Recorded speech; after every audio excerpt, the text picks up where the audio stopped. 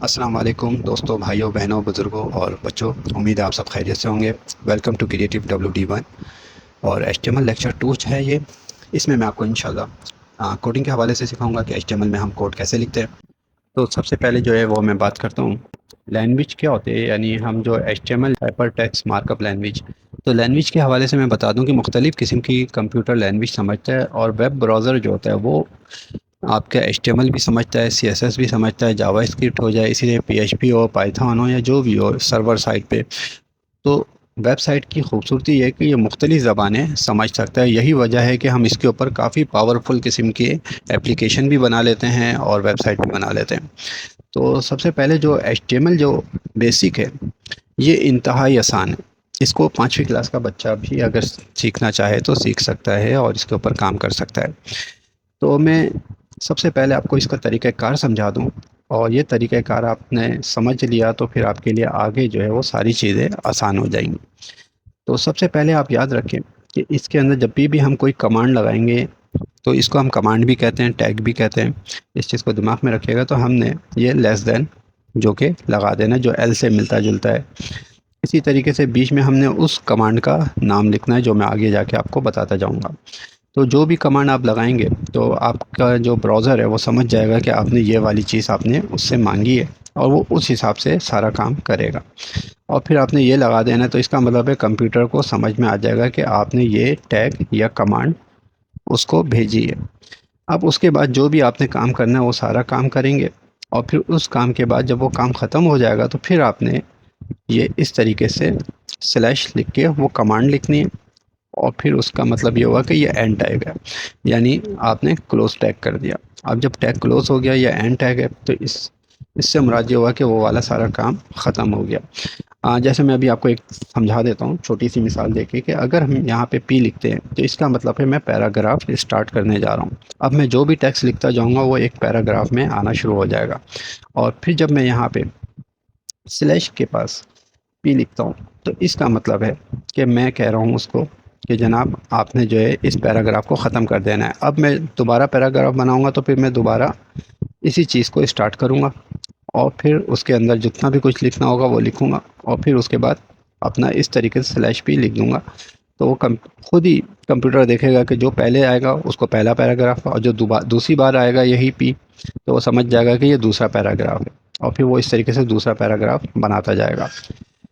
और इन दोनों को ही लोग कहते हैं कि ये HTML के एलिमेंट्स है, यानी HTML की कमांड है या टैग है। ठीक है, तो इस चीज़ को आपने समझना ज़रूरी है। अब हम प्रैक्टिकल जो है इन सब चीज़ों को करते जाते हैं ताकि आपके लिए मज़ीद आसानी हो।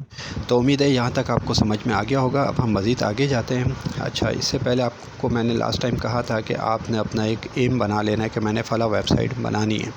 और अगर वो एम आपको समझ में नहीं आ रहा है तो आप अभी पॉज़ करें वीडियो को, आप जाएँ थीम फॉरेस्ट के ऊपर या फिर मॉन्स्टर टेम्पलेट के ऊपर, या फिर आप जो हैं लिखें के वेबसाइट टेम्पलेट्स। तो वो जो भी टेम्पलेट्स आपके सामने नज़र आ रही होंगी मुख्तलिफ़ कैटेगरी की, तो उनको देखें और उनमें से जो आपको अच्छी लग रही है आप अपने दिमाग में रख लें, मैंने इसी तरह की एक वेबसाइट डिज़ाइन करनी है या बनानी है। तो उसको अपना लिंक अपने पास सेव कर लें। तो इसका तरीक़ाकार जो मैंने आपको बताया था कि क्या हम अपना वर्क का फ़ोल्डर बनाते हैं, वर्क के फ़ोल्डर के अंदर जो भी प्रोजेक्ट हम बना रहे होते हैं उसका एक फ़ोल्डर बना लेते हैं ताकि उसकी सारी चीज़ें वहीं पे रहें। अच्छा, यहाँ पे न्यू टेक्स्ट डॉक्यूमेंट था, मैंने इसको रीनेम करके जो है वो इन्फ़ो कर लिया है। सॉरी, ठीक है। तो यहाँ पे जो है वो मैंने इसको इन्फ़ो कर लिया न्यू टेक्स्ट डॉक्यूमेंट को। इन्फ़ो से मुराद यही है, अब अगर आपने कोई वेबसाइट देखी है तो आप इसको खोलेंगे और इसके अंदर जो है वो सेव कर देंगे उस वेबसाइट का नाम। ठीक है, उसका जो पूरा लिंक है वो आपने पूरा यहाँ पे लिख के सेव कर लेना है। फिर इसके अलावा आपके दिमाग में जो जो आइडियाज़ हैं वो आप यहाँ पे लिखते जाएं ताकि आपका एक नोट्स बनता जाए और आपके दिमाग में रहे कि मैंने इन इन चीज़ों पे काम करना है।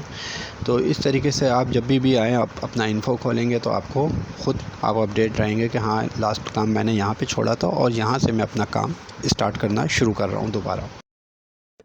तो इससे आपको ये एक मदद मिलेगी। अब उसके बाद हम बात करते हैं कि हमने इंडेक्स की HTML की एक फ़ाइल बनाई थी जिसके अंदर हमने कुछ भी नहीं लिखा था। ठीक है, इसको एडिट इन नोटपैड में यहाँ से करा रहा हूँ। अगर आपके पास नहीं आ रहा हो तो ओपन विथ नोटपैड कर लिएगा। इसके अलावा एक नोटपैड प्लस प्लस सॉफ्टवेयर भी होता है, अगर आप ये चाहें तो ये भी डाउनलोड करके इस्तेमाल कर सकते हैं। इसमें काम करना थोड़ा आसान हो जाएगा, वो खैर बाद में बताऊँगा। अभी हम सिंपल एडिट नोटपैड में चले जाते हैं। तो हम अपने इंडेक्स नोटपैड के अंदर आ गए।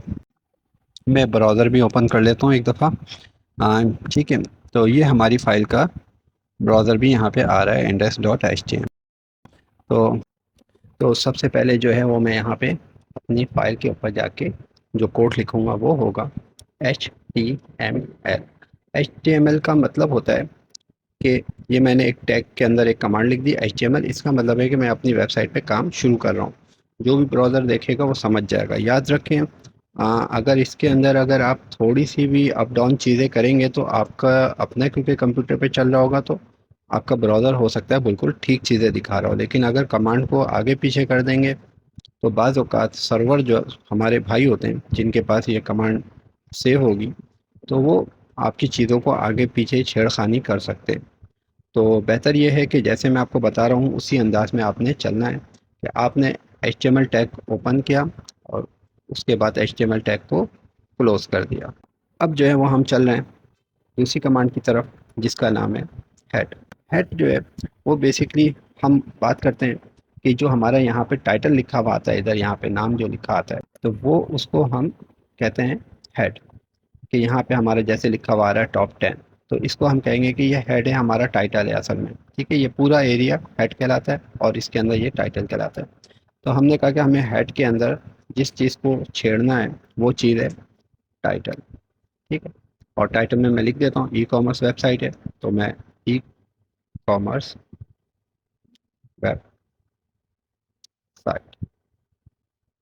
तो यहाँ पे भी ये चीज़ हमने लिख ली और इसको हम अब कंप्यूटर में जाके सेव कर लेंगे, लेकिन उससे पहले मैं यहाँ पे हेड क्लोज करना नहीं भूलूंगा। अगर आपने हेड क्लोज नहीं किया तो मैं जैसा कह रहा हूँ कि आपके अपने कंप्यूटर पे तो चल जाएगा, लेकिन हो सकता है कि अगले कंप्यूटर या सर्वर भाई जो हैं वो नाराज़ हो जाएं और वो आपकी वेबसाइट इधर उधर कर दें। तो अब यहाँ पे आप देख रहे हैं कि ई कॉमर्स लिखा हुआ आ रहा है। अगर मैंने ई कॉमर्स वेबसाइट लिखा है, अगर ये मैं बड़ा कर दूंगा, मैं पुरानी वो वेबसाइट को बंद कर देता हूँ, लेकिन क्योंकि मैंने स्क्रीन छोटी की हुई है इसलिए अब आप देखें कि ये ई कॉमर्स वेबसाइट आपके सामने लिखा हुआ आ गया। मैं जो यहाँ पे लिखूँगा वही चीज़ यहाँ पे आ जाएगी। ठीक है, हाँ, और मैं इसको रिफ़्रेश करता हूँ यहाँ से दोबारा, तो अब ये ई कॉमर्स लिखा हुआ आ गया। तो ये बड़ा आसान सा है और हर किसी को समझ में आ जाएगा। तो हेड का काम फ़िलहाल यहीं तक है और इसमें ज़्यादा काम हम अभी नहीं करेंगे HTML में, बस इसका HTML में यहीं तक काम है। इसको याद रखना ज़रूरी है। अब हम बात करते हैं बॉडी की, और यहाँ पे बॉडी क्लोज़ कर देते हैं। अब बॉडी मैंने थोड़ा सा इंटर करके इसलिए क्लोज़ किया कि बॉडी का मतलब ये हो गया कि जितनी भी हम अपनी वेबसाइट के ऊपर अब काम करेंगे, तस्वीरें लगाएंगे, टेक्स्ट लगाएंगे, हेडिंग बनाएंगे या बटन बनाएंगे, वो सब की सब इस एरिया में आएगा और इस पूरे एरिया को हम क्या कहते हैं, बॉडी। ठीक है, तो HTML की लैंग्वेज में इसको बॉडी कहा जाता है कि हम बॉडी के ऊपर सारी चीज़ें यानी सारा काम करेंगे। तो यहाँ से लेके यहाँ तक मैंने लिख के पहले ही यानी 4-5 लाइनें छोड़ के आप इंटर कर दें, ताकि हम इसके दरमियान में जो भी काम करेंगे वो सब इसके ऊपर नज़र आएगा। अगर आप चाहें तो इस बॉडी के बाद भी जो लिखेंगे वो भी नज़र आएगा, लेकिन गारंटी नहीं है कि हर सर्वर या हर ब्राउज़र उसको शो करे या ना करे। तो बेहतर ये है कि इस तरीक़ेकार का जो है वो ख़्याल रखें। अब हम चलते हैं सबसे पहले H1। ये H1 भी हो सकता है और H6 भी हो सकता है। मैं फ़िलहाल H6 पहले लूँगा, फिर आपको H1 भी दिखा दूँगा। तो H6 लिख के मैं लिखता हूँ अभी फ़िलहाल सीधा हेडिंग और H6। ठीक है, और मैंने इसको सेव कर दिया। तो मैंने बताया कि मेरी हेडिंग शुरू हो रही है H6 जो कि टैग के अंदर है। ठीक है, और ये ख़त्म हो रही है यहाँ Ctrl+S दबाने से सेव का हो चुका है। तो अब रिफ़्रेश करता हूँ तो ये हेडिंग लिखी हुई नज़र आ रही। ठीक है, हाँ, आप बोलेंगे कि बहुत ही छोटी हेडिंग है, तो बात यही समझानी थी कि ये H1 से लेके H6 तक है इसका साइज़। तो आप इसको छोटा बड़ा जो चाहें वो कर सकते हैं और इसको रिफ़्रेश करेंगे तो ये आपका सबसे बड़ा साइज़ इसका आ गया हेडिंग 1 का। इससे भी बड़ा साइज़ आप ले जा सकते हैं। उसके लिए हम फ़ॉन्ट यूज़ करेंगे जो कि आगे मैं आपको बताता चलूँगा। क्योंकि हम शॉर्ट शॉर्ट कोर्स करेंगे और ये सब काम जो है वो हम फिर डेकोरेशन का, कलरिंग का ज़्यादातर सीएसएस पे करते हैं, तो इसलिए मैं वो यहाँ पे इसको अभी समझाना ज़रूरी नहीं समझता। अब हम बात करते हैं कि जी हेडिंग के बाद जो चीज़ आती है वो आती है पैराग्राफ या डिफ। तो मैं पहले डिफ ले लेता हूँ एक। डिफ का मतलब है डिवीजन। आपने एक डिवीजन बना दिया कि ई कॉमर्स। अब आप यहाँ पे पूरी, जैसे हम हेडिंग लिखते हैं यानी टेक्स्ट लिखते हैं, वैसे ही आप पूरा पैराग्राफ एक तरीके से आप लिख सकते हैं। E commerce website learning purpose, ठीक है। फिर उसके बाद मैंने डिफ क्लोज कर दिया। अब ये थोड़ा कचरा कचरा लगता जा रहा है, तो इसको आपने खुद सेट कर लेना। यहाँ तक आपका हेड था, आपने इंटर कर लिया ताकि आपको कुछ चीज़ें समझ में आने लगे। फिर ये बॉडी के बाद आपने थोड़ा सा इंटर, थोड़ा सा इंटर, ताकि आपको पता चल रहा हो कि आपकी कमांड कहाँ कहाँ पे चल रही है। यहाँ से कमांड शुरू हुई, यहाँ पे ख़त्म हुई, फिर इसी तरह से यहाँ पे डिफ शुरू हुआ, यहाँ पे ख़त्म हुआ, और ये सब चीज़ें आप करते जाएंगे। अब मैं यहाँ पे करता हूँ तो e commerce website for learning purpose.